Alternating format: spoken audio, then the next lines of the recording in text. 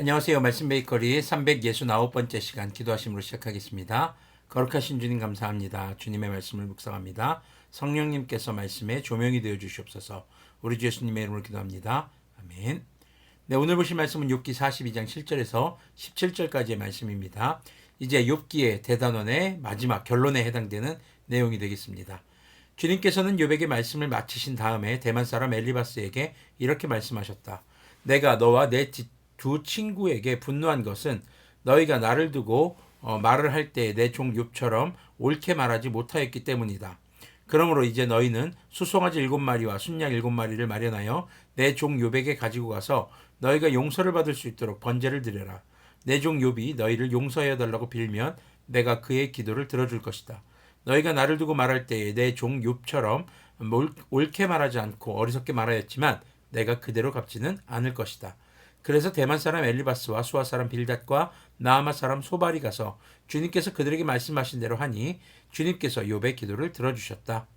자, 하나님께서 욥에게 말씀하시는 내용으로 보아서 욥이 하나님께 죄를 지었다고 판단할 볼 수 없는 그런 부분입니다. 사실 과거 어제 말씀 그저 말씀 이제 하나님께서 말씀하신 내용을 보면 욥이 굉장히 하나님한테 잘못한 것 같아요. 그런데 7절 8절을 한번 보면요. 내 종 욥처럼 옳게 말하지 않고라고 하나님께서 직접 말씀하십니다. 이것은 욥의 말이 틀린 것은 아니었다라는 것이죠. 그럼 하나님께서 앞서서 말했던 내용들은 뭘까요? 그 욥을 꾸짖기보다는 가르치는 것의 목적이 더 강했다고 볼 수 있겠습니다. 자, 그리고 하나님께서는 계속 침묵하신 듯 했지만 친구들의 말을 들으시면서도 늘 욥의 편에 계셨다는 것을 알 수 있는 것이죠. 자, 욥에게 회개를 촉구하던 욥의 친구들은 이제 자신이 틀렸다는 것을 깨닫게 됩니다. 하나님께서 그들의 죄를 깨닫게 해주셨기 때문이죠. 자, 그리고 그들은 죄를 용서해 주시는 하나님께 이제 용서받을 기회를 얻게 되는데 이제 이 용서받는 기준이 좀 특이합니다. 일단 우리가 납득할 수 있는 부분이 주님께서 명하신 제사를 행하는 거죠. 그런데 욥이 그들을 용서해 달라고 기도하면 그들을 용서해 주시겠다고 하는 겁니다. 주기도문에서 우리에게 죄 지은 사람을 용서해 준 것 같이 우리의 죄를 용서해 주시옵소서라고 기도하는 내용이 떠오르는 대목이기도 합니다. 자, 용서의 주체는 하나님입니다. 그런데 왜 하나님은 욥을 하나님께서 베푸시는 용서의 그런 은혜의 통로로 삼으신 걸까요? 자, 첫째는 욥의 세 친구들이 하나님께만 용서를 구하는 것이 아니라 자신의 잘못된 말과 행동으로 인해 상처받은 욥에게 진심으로 사과하기를 원하신 것입니다. 우리가 주님 앞에 회개한다는 것은요, 내가 잘못된 행동, 나의 죄, 나의 잘못된 말, 이것으로 인해서 손해보거나 상처받은 사람들을 가서 용서를 구하고 위로하고 보상해야 하는 것을 포함하고 있는 것이라는 것을 우리가 기억했으면 좋겠습니다. 자, 그리고 욥이 하나님의 용서에 동참할 수 있는 기회를 주심으로써 하나님께서 베푸시는 용서가 어떤 것인지를 깨닫게 하시는 것이죠. 자, 믿었던 친구들이 자신을 향해서 정죄의 말을 퍼부을 때 욥은 굉장히 괴로웠을 것입니다. 자, 그런 친구들을 용서하는 것 쉽지 않은 일이죠. 하지만 욥은 그들을 용서합니다. 하나님에 대해서 경험한 이제 욥은 자기 중심의 신앙이 아니라 오직 주 하나님의 말씀과 뜻이 중심이 되는 신앙을 가지게 된 것이죠. 욥도 하나님에 대해서 오해하는 말을 했었고 그것을 하나님께서 굉장히 어떻게 보면은 속상해 하셨을 것 같기도 합니다. 그래서 욥에게 친히 하나님이 누구신지를 계시하시면서 네가 오해하고 있는 부분이 있는데 라고 하면서 마치 가르쳐 주신 것 같습니다. 자, 그리고 주님 앞에서 진정한 중보자의 중요성을 깨닫게 되는 것이죠. 신앙생활은 혼자 하는 것이 아닙니다. 그래서 우리 예배의 중요한 요소 중에 하나가 바로 성도의 교제와 기도인데요. 자, 이것을 함께 포함하고 있는 것이 중보기도인 것을 우리가 기억해야 할 것입니다. 욥이 자기중심적으로 생각하며 하나님에 대해 그릇된 말을 할 때에 주님의 마음을 이제 욥이 깨닫게 되고 그렇기에 그는 자신을 정죄한 친구들에게 다른 어떤 대가나 어떤 다른 것 없이 다른 뭔가 원하는 것 없이 그들을 용서하게 되는 것이죠. 이를 통해서 욥기 서두에서 자녀들을 위해서 늘 제사하고 또 죄사함을 구하던 욥이 이제야 비로소 하나님의 마음을 진심으로 깨달아서 주님의 뜻을 행하는 예배자로서의 삶을 시작하게 되는 것을 알 수 있게 됩니다.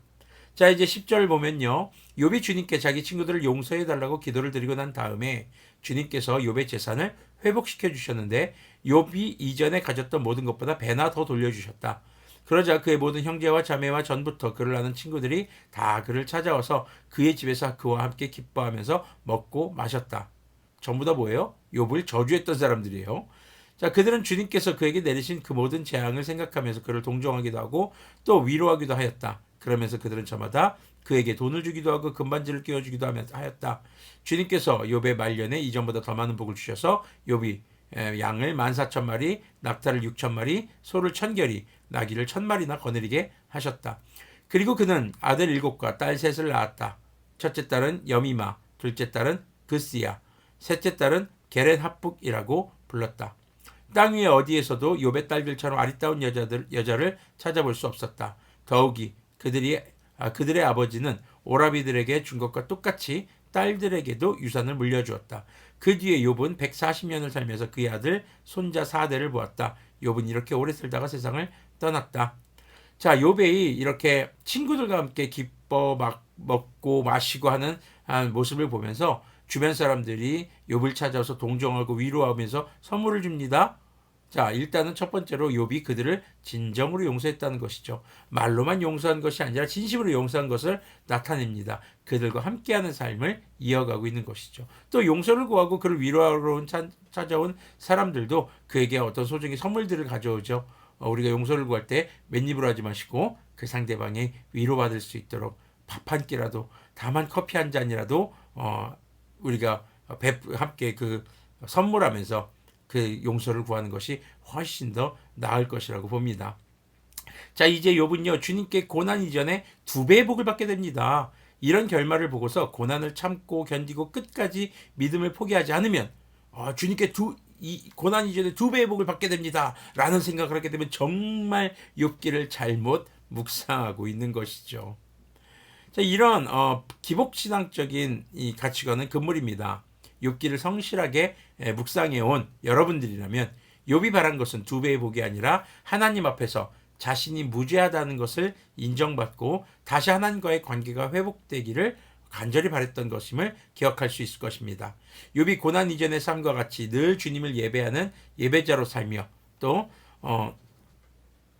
자녀들을 양육했을 것은 당연한 일입니다. 다만 과거의 관습적인 예배가 아니라 이제는 진정으로 주님을 만나고 주님의 뜻을 따라 행하는 참 예배자의 모습으로 바뀐 것이죠. 그리고 특징적인 것이 딸에게도 동일하게, 아들들과 동일하게 재산을 물려주었다라는 것을 통해서 보면은 당시에는 딸들에게 재산을 물려주지 않았죠. 근데 이제 당시의 관습, 그것이 중요한 것이 아니라는 것을 어쩌면 욥이 깨달았던 것은 아닐까 싶기도 합니다. 그리고 하나님께서는 남자와 여자, 아들과 딸들을 차별을 두시는 분이 아니라는 것을 또 욥기는 또 우리에게 말씀해 주고 있는 것 같습니다. 자, 창조와 통치의 하나님을 경험한 욥에게 하나님께서 주신 큰 은혜는 진정한 용서를 통해서 하나님 앞에서의 자신의 진정한 모습을 돌아보게 하고 주님께서 원하시는 용서의 삶을 살게 되는 것이었습니다. 이것이 바로 하나님을 경험한 사람의 삶의 열매인 것이죠. 자, 욥기를 좀 정리해 보면은요. 첫 번째로 우리는 욥기에 대해서 의인도 고난받을 수 있다는 사실을 기억해야 합니다. 자, 그리고 욥처럼 고난 가운데 의심이 들 수 있습니다. 그럴 때는 하나님께 기도하고 하나님께 아뢰면서 주님의 말씀을 통해서 우리가 갖게 되는 의심이 믿음으로 변할 수 있도록 우리는 하나님과의 대화에 힘써야 할 것입니다. 이 대화라는 것은요, 뭐 하나님께서 나타나가지고 이렇게 정효가 뭐 에코 빵빵이 넣고 이렇게 말씀하시는 게 아니죠. 주님의 말씀을 묵상하는 것, 모를 때 질문하십시오. 질문하면 대답해드리겠습니다. 저도 모를 수 있습니다. 공부해서 대답해드리겠습니다. 함께 그렇게 주님을 알아가기를 소망합니다. 그래서 의심을 딛고 일어난 믿음은 더욱더 견고한 믿음이 되고 더욱더 견고한 주님의 사람으로서의 모습이 되는 것이죠. 그리고 세 번째는 하나님께서는 우리가 하나님께 용서받았듯이 우리도 용서하기를 원하신다는 것입니다.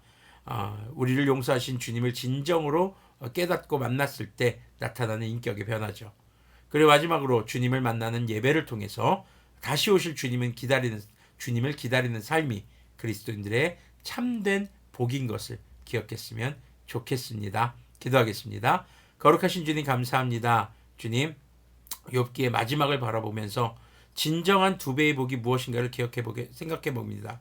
물질이 많아지는 것, 자녀가 많아지는 것이 아니라 이전에 알지 못했던 주님을 깨닫게 되는 것, 그것이 주님 앞에서 욥이 깨닫게 된 두 배의 진정한 복인 것을 깨닫게 하여 주시옵소서. 주님, 우리가 주님 앞에서 늘 겸손하게 해주시고 의심이 들 때 주님의 말씀을 통해서 묻고 또 주님의 답을 들을 수 있는 주님과의 교제를 주님과의 소통을 이어갈 수 있는 그런 참된 기도자들, 그런 예배자들이 되게 하여 주시고, 우리가 늘 주님께 용서받은 것처럼 우리도 용서할 줄 아는 그런 주님의 거룩한 자녀들 될 수 있도록 인도하여 주시옵소서. 우리의 진정한 삶의 복은 주님과의 만남인 것을 기억하는 우리가 되길 소망합니다. 우리 주 예수 그리스도님의 이름으로 기도합니다. 아멘. 네, 주님을 새롭게 만난다는 것, 주님을 알아간다는 것은 이전보다 더 많은 복을 누리게 된다는 것을 말합니다. 그 복은 물질의 복이 아니라 주님을 더욱더 깊이 알아가는 것, 그것이 바로 우리가 깨닫게 되는 갑절 두 배의 복의 의미인 것을 기억하는 우리가 되기를 소망합니다.